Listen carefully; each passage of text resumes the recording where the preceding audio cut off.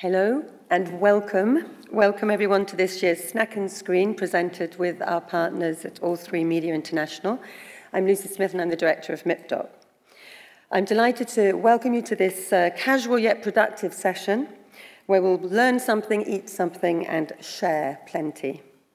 We're putting a spotlight on a special programming package today, and it's defined by the provocative subtitle of today's session, The Attractive Male, Testosterone, Ratings, and Paul Hollywood's Carnations. Lest you be confused, Paul Hollywood is not here to indulge in the snack part of this. Instead, everyone's favourite male baker will be here to celebrate his new show, Carnations, about his passion that does not involve flour ovens. This and the other programmes being showcased today are from our sponsors, All 3 Media International, with help from their sister company, North One Television. In a moment, I'll introduce Rachel Glaister, EVP International Brands and Press for All 3 Media International. She will then invite Paul Hollywood and Neil Duncanson, CEO of North One Television, to speak as well. And Carnations producer, Ewan Keil, will be available for a chat during the snack, our light lunch, which will be following the session. So let's begin. Rachel, the stage is yours. Thank you.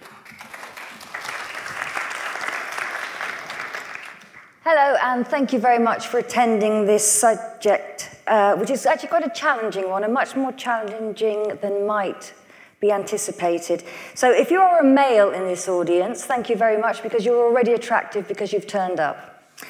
Now, let me click away here. So, the attractive male is not a new thing. 500 years ago, a man called William Shakespeare wrote these very, very beautiful lines.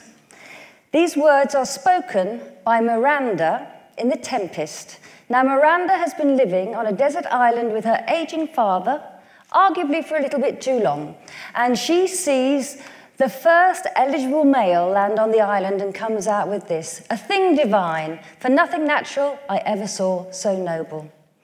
Now, perhaps we don't all think of males quite as enthusiastically as that, but certain sectors of our industry do. So within TV and media, advertisers really want to appeal to males. Now, this is because they want to sell them fast cars, they want to sell them whiskey, lovely suits, tech in the form of tablets and such like, and shaving gear. Now, what Miranda didn't know is that often those beautiful young noble males end up looking like this chap on the top right. So, the annual budget anticipated to be spent on TV advertising in 2020 is $210 billion. So, for all the frivolity, this is actually quite a serious subject. So if you're looking to cast males or reach males in your schedules, how do you go about this in these more metrosexual times? Well, one man who epitomizes the metrosexual time is Grayson Perry. Now, Grayson Perry is a Grayson winner for his documentaries. His day job is a sculptor. He's an artist. He's won the Turner Prize. He's been working with Swan Films, and he's made some very beautiful documentaries. Grayson, in his spare time, is a cyclist. He also drives around countries on this rather flamboyant motorbike. And at the end of the motorbike, you see a little shrine. That is where his teddy bear and alter ego, Alan Measles, travels with him. Grayson also surprises us because he spends half his life dressed as a woman. And as a woman, he is referred to as Claire. So when he recently received a CBE from the British royal family, that's Prince Charles is back there, he dressed as Claire, and he's very comfortable doing that. When we heard that Swan was going to do a documentary with Grayson about masculinity, we were delighted because he obviously challenges stereotypes and our preconceptions on this subject. When they said he was going to go into a cage fighting arena and he was going to be dressed as Claire, we got a little bit worried because you would anticipate trouble in that environment. If you haven't seen this series, the episode where he goes into the cage fighting arena and talks very deeply with the motivation of the fighters is one of the most astonishing pieces of television you can see. And all the cage fighters end up in absolute tears, and it's an incredibly moving thing to witness. Now, another view of how you approach the subject of on-screen masculinity is to go around with some very sharp knives. And this is a chap called Gordon Ramsay, who makes some fantastic TV shows. Very pleased to say he makes them with All 3 Media Group. And he is perceived as this very strong, macho, swearing, quite the antithesis in many ways of Grayson. The chap top right is Jimmy Docker. He's a kind of survival chef, and he's doing a show called Escape to the Wild. Again, that kind of caveman-esque approach, arguably, but done in a more contemporary setting. And then you have the Gadget Man, done in a very intelligent, provocative, amusing way. Now, these shows we would all think are aimed at men predominantly.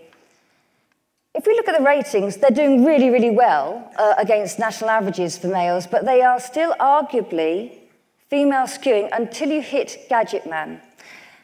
Gadget Man is a North One show. So North One are known for getting under the skin of the male and making them watch TV. Neil Duncanson, pardon me, is the CEO of North One, and he's going to come up soon with Paul Hollywood, who is the latest piece of talent they are working with, and he's going to explain how they approach this subject and how they make it work. I'm just going to talk through some of the talents, so Neil doesn't have to do this, but he's going to elaborate and he'll take questions during the snack period on this. Guy Martin is someone they have made many shows with. Guy is not just a presenter. Guy is the real deal in the sense that he's an engineer, he's a complete motor enthusiast, and he races TT motorbikes for a living. So he is obsessed by speed. And what North One are doing is they are putting Guy in different scenarios. So they are bringing him away from just the pure racing environment, and they are now taking him around the world and putting him in different settings. But that authentic approach that is all Guy can be. He can't be someone who just entertains for the sake of entertaining. He has to bring it all back to his knowledge base, is really working for Channel 4. These are astonishing figures in terms of hitting male ratio, 64%, 55%, every time he's bringing home the male. Ronnie O'Sullivan is a more recent connection for North One. He is a snooker player. He plays all sorts of billiards, etc. as well. But he's not someone who just follows that snooker circuit. He almost turns up when he needs to win the competition to get the cash, and then he goes off and does different things. North One have just taken him to America and produced this fantastic show where he hustles his way around various cities. So it really brings out learning about a city, learning about people, but you also have this underlying attraction of the sport connection there. Again, amazing percentages on how you reach the male. That was done for History Channel, and it outdid their already high male percentage. Now, today we are very, very lucky to have with us what could be the perfect blend for North One and us all. So they have taken the world's most famous baker and also found out that he was a fast car enthusiast. Mix that up, and you have Car Nation. So I'd now like Neil and Paul to join me on the stage, if you would.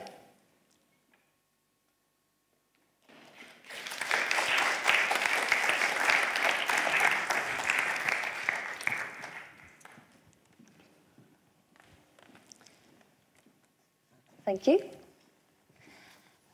If I may start with Neil, can you give us the background on North One, how long it's been going, how it started and such like? Yes, we started in the black and white era 27 years ago as Chrysalis, a wing of Chrysalis Music back in the day, as a sports business. And then we realised quite quickly that you couldn't actually own much sport. So we morphed into factual entertainment during the mid-90s, and then we were the first acquisition of All 3 Media when it was formed in 2003. And I think you told me earlier that you've really stayed very true to the founding principles of how you approach both talent and programming. Can I push you on elaborating on that? Sure. I guess increasingly now we live in a world of brands in whichever industry you work in, and TV is no different. And for us, I think it's really important that audiences, but more importantly other broadcasters, understand what our brand stands for, and our brand is male skewing. But within that, we like to try and create programs that, whilst they are overtly male skewing, they do attract a much broader audience and don't exclude women, which I think ours don't. So I think we've been quite successful, certainly over the last 5 years, as we've built that roster of programs. You've shown some of them there with Guy Martin and Ronnie and now Paul. But we've been increasingly successful in being able to identify how to do that. And I think the reason is really, really simple. And it does fall to basic storytelling. And I think perhaps somewhere along the line, a lot of people have just lost that very simple art of telling a good story. And any good program is effectively about a good story, beginning, middle, and end. And I think what we've been able to do is then connect that to what is basic wit and intelligence, and then tell a good story with good access, great locations, and add some great talent to it. Before we get to this great talent, can I just ask you, if we take, sorry, we're saving the best to last, that's why. If you take Richard Ayadu, you've transitioned him, and equally you've transitioned Guy. So first of all, how do you identify who you're going to find as your storyteller? And how do you bring them out of their, if you like with Ronnie as well, out of his sports arena and transform him into a wider appeal concept? Okay. Guy Martin's an interesting story. We were covering the Isle of Man TT races back in 2009 when we first met Guy. He's a TT racer, which is, for those of you who don't know anything about the TT, the most dangerous motorsport in the world. We lose 3-4 riders every year. And he was one of the best TT riders. He's also a very left field character. And immediately when you meet him, you think this guy's really interesting, and he looks like Wolverine, so it's a good combination.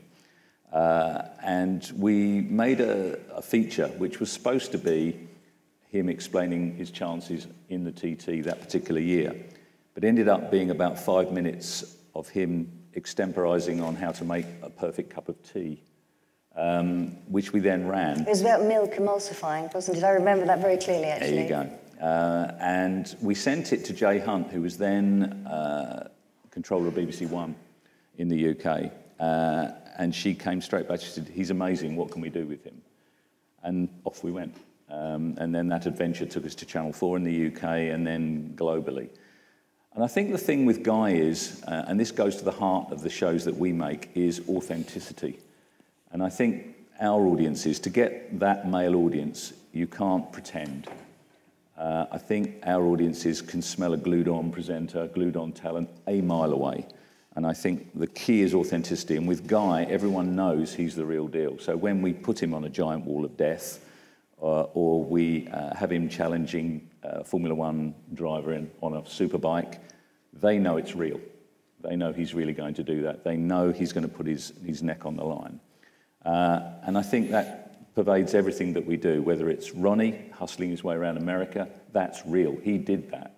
It's not pretend. We didn't make it up. It's not a construct. With Richard Ayadu, he's slightly different in that he's an untravelled evangelist. He is there in the same way we created Gadget Man. He wasn't an evangelist for any of it. In fact, quite the reverse. Travel Man, his whole idea is, we came, but should we? Should we be here? Why are we here? That kind of weird negative stance has actually been very successful. And now we have a queue of celebrities that want to take the trips with him, 48 hours, wherever, whichever city you're in around the world. So again, it's authentic because obviously he's there, but he has a unique spin on what he's doing. And I think Richard is such a bright guy and such a funny guy that we've been able to actually build, again, a really strong male audience for that, but not excluding the female audience. Right. I have praise from Channel 4 here, from the commissioners, who say about your company, outside of sport and film, high-profile male content is extremely challenging to deliver at scale. North One is one of a handful of companies that can do this, and they also told me that at any one time, 3 of the top 10 male screen programs are always yours, which is astonishing because that was like, over a period of a year. If you were getting on so well, largely with sportsmen, what appealed about the baker here? Well, I think it goes back to authenticity again. I met Paul on the grid of Silverstone for MotoGP a couple of years ago, and everyone said, "Oh, I had no idea he was a bike fan." And in our world, bikes are much more interesting than cars, but cars are still very interesting. So that immediately intrigued us. And then when we did a little bit of digging, we found out that not only was he a car nut, but also he raced them. So that made us even more interested. So he sounded like our kind of guy from the start. And then when we started talking about ideas, Paul ended up throwing just as many ideas in as we were. So it was a kind of match made in heaven, really. And as it's turned out, and Ewan Keil's here, who's the producer-director of Carnations, and it's gone, if I'm honest, way better than even I had thought. It's a terrific series, and I think we'll really take the audiences by storm. But why did you do a show like this? It's a big leap from being in a tent and judging cakes. To me, it's what I do as a hobby, so I race cars anyway. I had this sort of idea of doing something with cars, and I thought North One was a natural partner to work with. When I met up with the team, I finished filming about a month, 6 weeks ago, and for me, it's been the best filming I've ever done in my life, because it didn't feel like work, it felt like fun. And the team were fantastic that was around me. North One's been superb. And to me, to actually do the program, because I'm not in the tent, yes, there was a little bit of food in there, because the program predominantly is about the culture of a country and why they drive the cars that they do.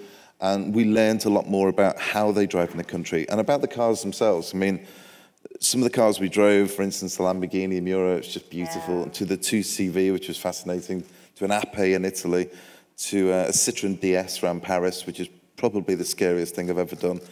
They're nice, the Citroën DS. Oh, yeah, they are. They're beautiful. My dad used to have one when I was a kid, and it used to bounce down the road. But I think for me, to be out of the tent and to be let loose, and I think the program itself, my character comes through. The real me is allowed out, because normally when I'm in a tent judging cakes, the persona of me is very different to what you see on Carnations. So you've been racing cars. You said you actually race for Aston Martin. I race a factory Aston Martin car, yeah. And you've been doing that for a couple of years now. Right. Yeah. I was lucky enough, they approached me and said, "Would you like to try our race car?" I mean, who wouldn't? Of course, I said yes, and I was all right at it. And then I was given a chance to do my race license. And now I race, in fact, later this year I'm doing Le Mans. And are we allowed to ask what cars you own? I've got a couple of Aston Martins. How many garages have you got? Lots. 4. How many? And a few bikes. Okay. Yeah. I mean, I'm very lucky. Are you going to tell us what you're about to buy? Heritage Formula One car, yeah. For the garage? No, to race. Okay, fine. It's not going to, no, it's got to be raced. You can't put one of those in the garage and not use it. It's a shame. I think what was funny, because cars have always been a big part of my life, I worked with a certain Mary Berry. And what was hilarious, she likes cars. She admires a pretty car. And I remember I was very much an Aston man for many years. And for one summer, I changed and bought a Jaguar. Just because I like the F-Type, I thought it was a pretty car. So I took this Jaguar, and Mary came out. I didn't realise she's so much of a car snob. She said, "Where's the Aston?" I said, "Well, I've got a Jaguar, Mary." And she ended up signing my car with a Sharpie. And actually, we couldn't wipe it off. So I got arrested. And she didn't, obviously. No. But no. she eventually got it off. It took her an hour with a wet wipe. But I mean, she enjoys cars as much as anybody. But for me, really, I mean, we're talking at the moment about future ideas for where the program could go. I got back 6 weeks ago, and I've gone into actually a bit of a slump since I've stopped filming it. I had such fun, and the team I've worked with was the best team I've ever worked with. How did you both go about shaping the project? Why did you choose those countries? And there's a structure to it, isn't there? You know, how you... I think initially we wanted our closest neighbours. So France, Italy and Germany. I'm familiar with all the countries, but I hadn't really travelled extensively through Germany before. So I think the idea initially was to check out the cars. But for me, it was we met people who are from these areas that we were testing the cars in and driving, talking to them, talking about the countries in question. And it was fascinating because the relationship that we built up over that time we spent together in the car was hilarious. And it was natural for... there was a lot of comedians involved. We had Al Murray, for instance, who came in, who loves Germany. I ended up taking him around the Nürburgring, and I was in tears laughing. And it's all natural. I think the beauty of it is nothing was scripted. And we all went on a journey throughout the road trip, and it's exhausting, but so much fun. You learn so much about the country because you're there, but also about why they buy certain cars, why they build cars a certain way. It was magic. What surprised you both most? What did you learn, or what preconception was shattered? I think the driving is another really interesting part. It's not just about the cars, but it's also about the driving and how people in different countries drive. And everything about the roads and roadcraft and road etiquette. I was fascinated that there are actually, I didn't realise this, in Germany, the little green and red men, there's two different kinds in Germany. One dates back to East Germany and one from West Germany, which was hilarious. And also driving styles. In Italy, we had an Italian comic with us who said, "Why do you always drive at 10 to 2? He said, "In Italy, we drive at midnight." So, and it's just little things like that that bring out that kind of DNA of a country's identity with its cars and its roads and its driving.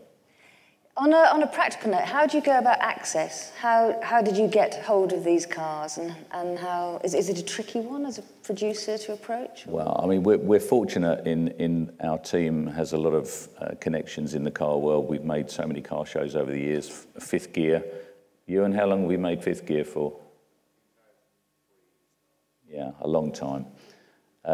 We've made so many cars, so we know the manufacturers, we know where to access cars, particularly really interesting cars, and we've got a really, really good team of people that know how to film them, how to get the best from them.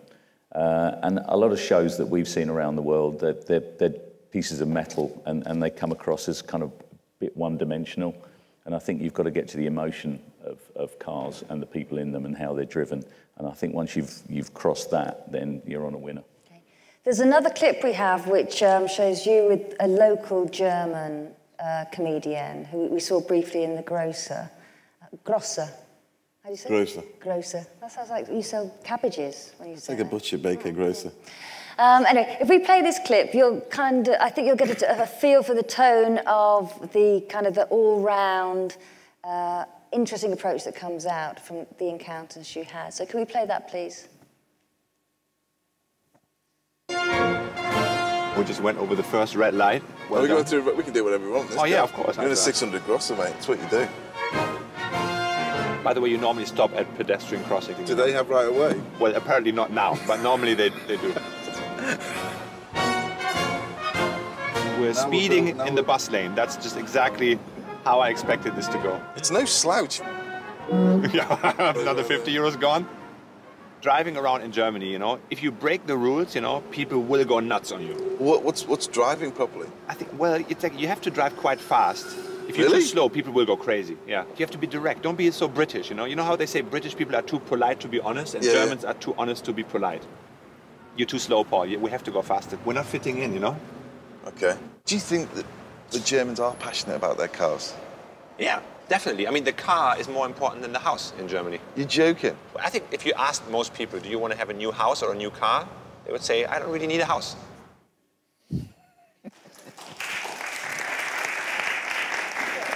Just relate back, the comment about the car and the house, relate that back to the French and the Italians in summary. The Italians are quite flamboyant when it comes to their cars. The Germans, not as much, but there certainly is flamboyance now. When you think of Mercedes, you think of Porsche. The French are a totally different kettle of fish. The cars are very practical. France is one of my favorite countries. But what gets you and what you understand very quickly, cars aren't important. They are practical things to get you to the bakery and then back home, to get you to the restaurant and back home, to get you to the vineyard to pick up your wine and back home. It's not about aesthetics. It's got to be practical, look okay. I met an aristocrat who owned a very, very big chateau, and he drives an 8-year-old Clio, and he loves it. I said, well, what? You could go and buy an Aston Martin. You could go and buy a Porsche. Why? It does the same job. So each country has its own twist. But having said that, French motoring, you think of Renault, you think of Renault Sports. They produce some of the best engines in Formula One ever. But that has almost been sat on because it's vulgar. But Renault are now just starting to move into sports cars for the first time in 20 years, 30 years. And they produce some beautiful cars. Were the most expensive cars you played with the Italian cars? Yes, it tended to be. There was an old Alfa Romeo 1938, which is worth £30 million. The Miura that we have was just worth £3 million. There was some beautiful cars, tended to be the supercars. I mean, the Pagani was £2.6 million. There was some amazing cars, and yes, they tend to be more flamboyant in Italy. So this was made for the BBC. And obviously 3 have been produced. There's no official news yet, but you're keen to carry on. He seems very keen to carry on. Where would you go next? We've talked about a lot of potential locations. I think the obvious one is the States. I think we could do a whole series out there. In the UK, the title is now going to be Paul Hollywood's Great Continental Road Trip. So you can take out Continental insert where necessary. Other territories, so I think America would work. I think we're very interested in Asia, Japan, China, India. So yeah, we've got a few years yet, I think, ahead of us. The Beeb love it, which is good, and if the audiences love it as much, then I think we'll probably be in business. Brilliant. Well, thank you very, very much for coming here. A round of applause for them, and we're going to go and have some food, and you can talk to both Neil, Paul and Ewan, who knows exactly where to film and how to film all of these shows. Thank you.